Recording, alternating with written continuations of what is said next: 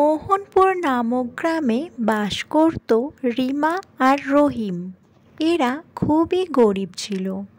রহিম ঠিকঠাক মতো কাজ পেত না, তাই যেদিন রহিম কাজ করে টাকা নিয়ে আসতো সেদিনই রিমার ঘরে রান্না হতো, নয়তো তাদেরকে জল খেয়ে পেট ভরাতে হতো। রিমা আর রহিমের ছোট্ট একটা মেয়েও ছিল, তার নাম ফুলকি। ফুলকি ছিল খুবই সুন্দরী এবং নরম প্রকৃতির একটা মেয়ে, তাই তার মা ভালোবেসে তার নাম দিয়েছিল ফুলকি। রহিম নদীতে মাছ ধরে বাজারে বিক্রি করত, আর সেই টাকাতেই তাদের সংসার চলত। কিন্তু এই বছরটায় এত পরিমাণে খরা হওয়ার জন্য কোনো নদী বা পুকুরে জল না থাকায় রহিমের বড়ই অসুবিধে হচ্ছিল, আর রহিম অন্য কোনো কাজ করতেও জানতো না। কী গো, আজকে কিছু রোজগারপাতি হলো? তাহলে তাড়াতাড়ি দাও, আমি দোকান থেকে কিছু চাল ডাল নিয়ে আসি। আর কতদিন এই মেয়েটাকে ভাত না খাইয়ে রাখবো বলো তো? আরে রিমা, তুমি যে কি বলো না, আমারও কি ভালো লাগছে এই দুধের শিশুটাকে ভাত না খাইয়ে রাখতে। কিন্তু কি করব বলো, এবছর এত পরিমাণে খরা হয়েছে, সব নদী পুকুর একদম শুকিয়ে কাঠ। কোথায় মাছ ধরবো? মা, আমার কিন্তু খুব খিদে পেয়েছে, আজকে আমায় একটু ভাত দিও। ফুলকির মুখে এমন কথা শোনার পর রহিমের বুকটা যেন ফেটে যাচ্ছিল। রহিম সব সময় চেষ্টা করছিল এদিক ওদিকে ঘুরে কাজ খোঁজার, কিন্তু রহিমকে কেউই কাজ দিচ্ছিল না। তারপর রিমা রহিমকে বোঝালো যে সে কাজ না খুঁজে বরং জঙ্গল থেকে কিছু কাঠ কেটে বাজারে বিক্রি করুক। এই রকমভাবে ঘুরে ঘুরে কাজ না খুঁজে তুমি বরং জঙ্গলে যাও, জঙ্গলে গিয়ে কিছু শুকনো কাঠ কেটে আনো আর সেগুলোকে বাজারে বিক্রি করো। আমার মনে হয় এতে অনেক লাভ হবে। হ্যাঁ গরিমা, এই কথাটা তুমি ভালোই বলেছ। ঘুরে ঘুরে কাজ খুঁজতে খুঁজতে আমি যেন নিজেকে নিরুপায় মনে করছি। আমি যাই, গিয়ে জঙ্গল থেকে কিছু কাঠ কেটে নিয়ে এসে বাজারে বিক্রি করি। আজকের মতো তো দুমুঠো ভাত তুলে দিতে পারবো মেয়েটাকে। তুমি এক কাজ করো বরং, পাশের পুকুরের ধার থেকে একটু কলমির শাক তুলে নিয়ে এসো, বুঝলে? তাহলে ভাতে পাতে একটু শাক খাওয়া যাবে। হ্যাঁ হ্যাঁ, সে নিয়ে আর তোমাকে চিন্তা করতে হবে না। তুমি বরং গিয়ে জঙ্গল থেকে কিছু কাঠ কেটে পয়সা রোজগার করে নিয়ে আসো তো, একটু চাল নিয়ে এসো। আমি ভাতের পাতে কি খাওয়া যায় তার ব্যবস্থা করে রাখছি। আর কতদিন বলো তো, আমাদের যা হচ্ছে হচ্ছে, কিন্তু এই বাচ্চা মেয়েটাকে আর কতদিন ভাত না খাইয়ে রাখবো? মা হয়ে দুমুঠো ভাত দিতে পারছি না। আমাদের মেয়েটা খুব ভালো, তাই ও কোনো কথা মুখ ফুটে বলে না। তবুও আজ সকালে যখন বলল মা আজকে আমি একটু ভাত খাবো, শুনে যেন আমার বুকটা ফেটে গেল গো। সেদিন যখন রহিম ঘুমোচ্ছিল, রিমা ভাবল সে তার দিদির বাড়িতে গেলে তার দিদি তাকে সাহায্য করতে পারবে, কারণ রিমার দিদি ওই গ্রামেরই এক বড়লোক বাড়িতে বিয়ে হয়েছিল। রিমা তার দিদির বাড়ির সদর দরজার সামনে এসে তার দিদির নাম করে ডাকতে থাকলো, কিন্তু ভিতর থেকে কেউই বেরিয়ে আসছিল না। মনে হচ্ছিল যেন ভিতর থেকে কেউই রিমার কথা শুনতে পাচ্ছে না। দিদি, দিদি বাড়িতে আছিস? আমি রিমা, একটু বাইরে আসবি দিদি? কে ডাকে এমন করে ভর দুপুরবেলা? ও, তুই রিমা? হ্যাঁ বল, কি ব্যাপার রে, অনেক দিন দেখা নেই। একই গ্রামে থাকি দুই বোন, কিন্তু দেখ তোর দেখাই নেই। একবার তো আমার সঙ্গে দেখা করতে আসতে পারিস নাকি? বিয়ে করে এত ব্যস্ত হয়ে গেছিস, দিদিকে যেন ভুলেই গেছিস। তাও তো যদি আমার মতো ধনী ব্যবসায়ীর সঙ্গে তোর বিয়ে হতো তাহলে না জানি কি নাকি করতিস। তা বল, হ্যাঁ রে দিদি, সত্যিই তোর বাড়ি আমার আশা হয়ে ওঠে না। আসলে সংসারের অভাবই মেটে না, তো কি করে আর তোর বাড়িতে তোর মুখোমুখি দাঁড়াবো বল। জানিসই তো ফুলকির বাবা মাছের ব্যবসা করে, এবছর এত খরা হয়েছে ওর ব্যবসা একদমই লাটে। আমাদের অবস্থা খুবই খারাপ রে দিদি। আমি তোর কাছে এসেছিলাম একটু সাহায্যের জন্য। জানিসই তো ছোট্ট মেয়েটার মুখে দুটো ভাতও তুলে দিতে পারছি না। আমাকে তুই যদি একটু টাকা ধার দিস কিছুদিনের জন্য। সবই তো বুঝতে পারছি রে বোন, তো আমার তো এখানে কিছু করার নেই। জানিসই তো পরের বাড়ির বউ আমি, কি করে তোকে দুটো টাকা ধার দেবো বল। তোর জামাইবাবুকে না বলে তো আমি কিছু দিতে পারবো না রে। বাড়িতে বসে বসে যাবে, কাজকর্ম করবে না, সে মাছের আশায় বসে থাকবে, তাকে নাকি আবার টাকা ধার দেবো আমি? জানিস দুটো টাকা রোজগার করতে কত কষ্ট হয়, আর তোকে টাকা ধার দিলে থোড়ি তুই আমাকে দিতে পারবি? নিজেরই পেট চলে না। মুখের উপরে না শুনেই রিমা তখনই সেখান থেকে চলে যায়, কারণ রিমা ভেবেছিল তার নিজের দিদি এই পরিস্থিতিতে তাকে নিশ্চয়ই সাহায্য করবে, কিন্তু সেটা হয়নি। তারপর কিছুদিন কেটে যায়। রহিম রিমার কথা অনুযায়ী জঙ্গল থেকে অল্প অল্প কাঠ কেটে এনে বাজারে বিক্রি করতে থাকে এবং তাদের ওই ভাত খাওয়ার মতোই পয়সা আসে। ভাতের পাতে সবজি তাদের জোটে না। আজ অনেক দিন পর রহিম একটু ভালো ইনকাম করেছে, তাই তার মেয়ের জন্য মাছ এনেছে। ফুলকি আজ খুব খুশি, মাছ ভাত খাবে।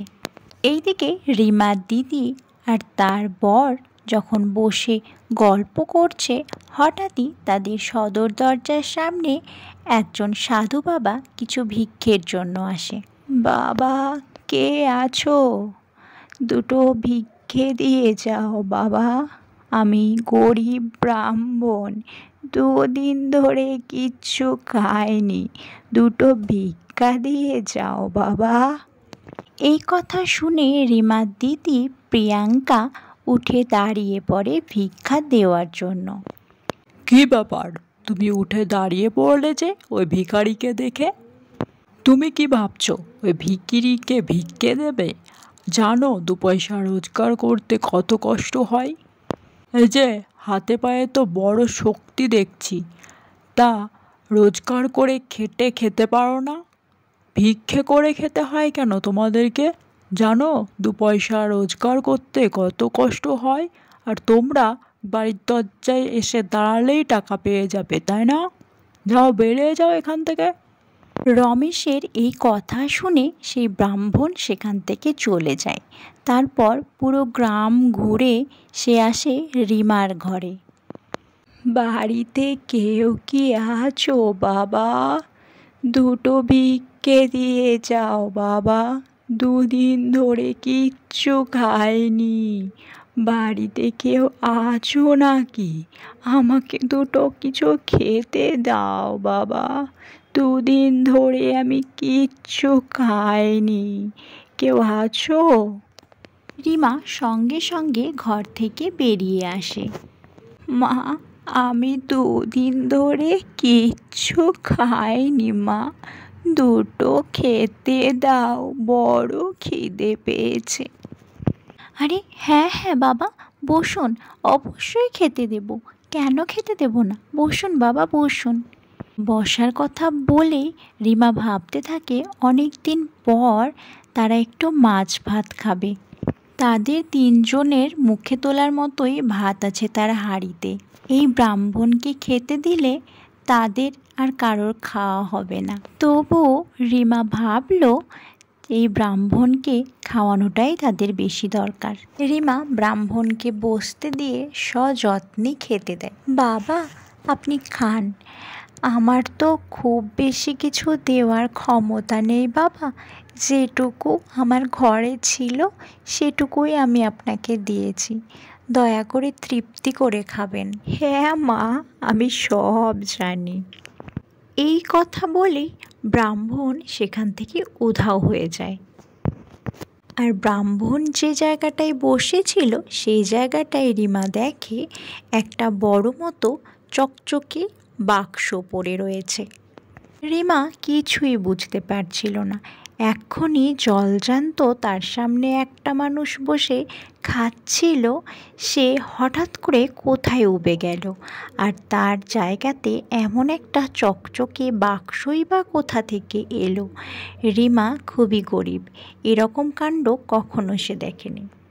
ও মা, এই ব্রাহ্মণ কোথায় গেল? আর তার জায়গাতে এমন একখানা চকচকে বাক্সই বা কিসের? এটা তো মনে হচ্ছে সোনা। যখন রহিম ঘরে ফিরল, রিমা তাকে সব কথা খুলে বলল। রহিমের যেন রিমার কথা বিশ্বাসই হচ্ছিল না। তারপর সেদিনই রিমা ভালো মন্দ রান্না করলো।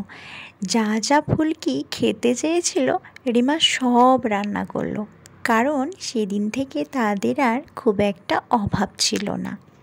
রিমা বুঝতে পেরেছিল স্বয়ং ভগবান এসেছিলেন তাদের ঘরে। ফুলকি সোনা, আজকে তোমার পছন্দের সব রান্না করেছি। তুমি যা যা খেতে চেয়েছিলে, পোলাও, মাংস, মিষ্টি সব করেছি। হ্যাঁ রে মা, আজকে তোর পছন্দের সব রান্না হয়েছে। আজকে কিন্তু তোকে পেট ভরে খেতে হবে। মা বাবার কাছে এই কথা শুনে ফুলকি খুব খুশি হয়ে যায়, আর সে তার বান্ধবীকে বলার জন্য রাস্তা দিয়ে যেতে শুরু করে। এতটাই খুশি ছিল ফুলকি যে নাচ করতে করতে সে তার বান্ধবীর সঙ্গে দেখা করতে যাচ্ছিল। হাহা, কি মজা, কি মজা! আজকে পোলাও খাবো, মাংস খাবো, কি মজা, কি মজা! এইসব কথা বলতে বলতে নাচ করতে করতে সে তার মাসির বাড়ির সামনে দিয়ে যাচ্ছিল।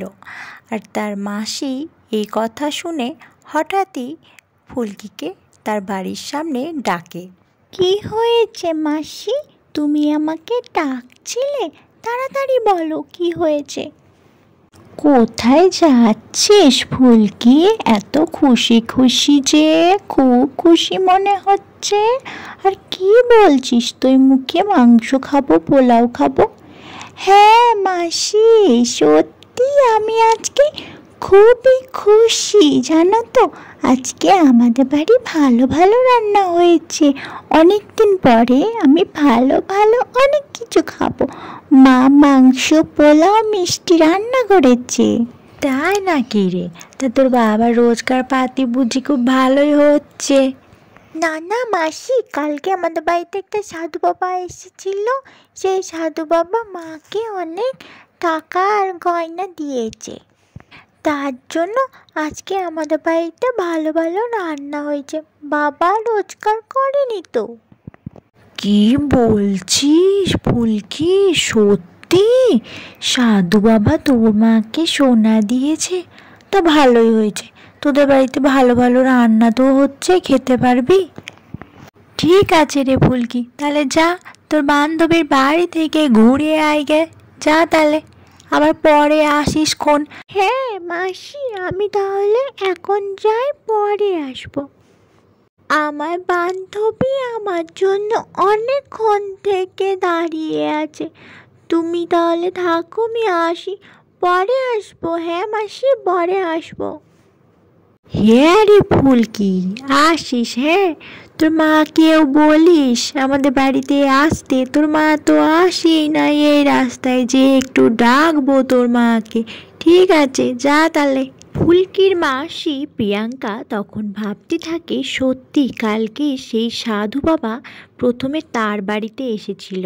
সেই সন্ধ্যার ঘটনাটা তার মনে পড়তে থাকে। প্রিয়াঙ্কা ভাবতে থাকে রমেশ যদি কাল ওই সাধু বাবাকে তাড়িয়ে না দিত তাহলে হয়তো এই সোনাগুলো সব প্রিয়াঙ্কাই পেত।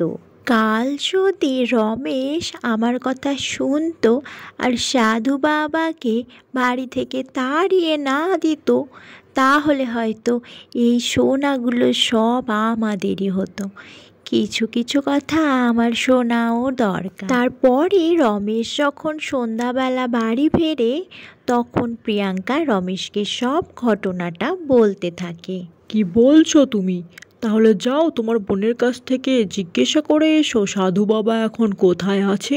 আর লোভী রমেশ প্রিয়াঙ্কাকে সোনা পাওয়ার লোভে তার বোনের বাড়িতে পাঠিয়ে দেয় সাধু বাবার খোঁজ নিতে। হ্যাঁ রে দিদি, সাধু বাবা তো কালকে এসেছিল আমার বাড়িতে, কিন্তু এখন যে কোথায় আছে তা তো আমি জানি না। ও রিমা, তার মানে তুই আমাকে সাধু বাবার খোঁজ দিবি না, তাই তো?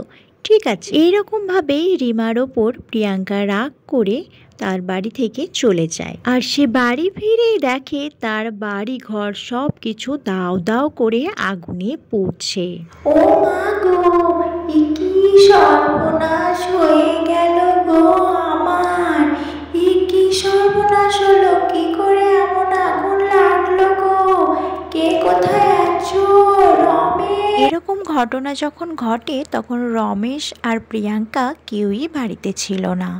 তো তারা বাড়ি ফিরেই দেখে যে তাদের বাড়ি আগুনে দাও দাও করে পুড়ে যাচ্ছে, আর জল ঢেলেও কোনো লাভ হয়নি। রমেশ আর প্রিয়াঙ্কার বাড়ি পোড়ার সঙ্গে সঙ্গে তাদের যাবতীয় জিনিসপত্র সবই পুড়ে যায়। তারা কোনো কিছুই সেই বাড়ি থেকে বের করে আনতে পারেনি এবং তারা দুজনেই একদমই রাস্তায় চলে আসে। তাদের ঘরের সঙ্গে সঙ্গে অহংকারও পুড়ে ছাই হয়ে যায়। সন্ন্যাসীর দেওয়া আশীর্বাদে রিমা একটা নতুন বাড়ি বানায়। এর থেকে আমরা শিক্ষা পাই ভগবান কোন রূপে আসেন আমাদের জানা নেই, তাই ক্ষুধার্তকে খেতে দিন।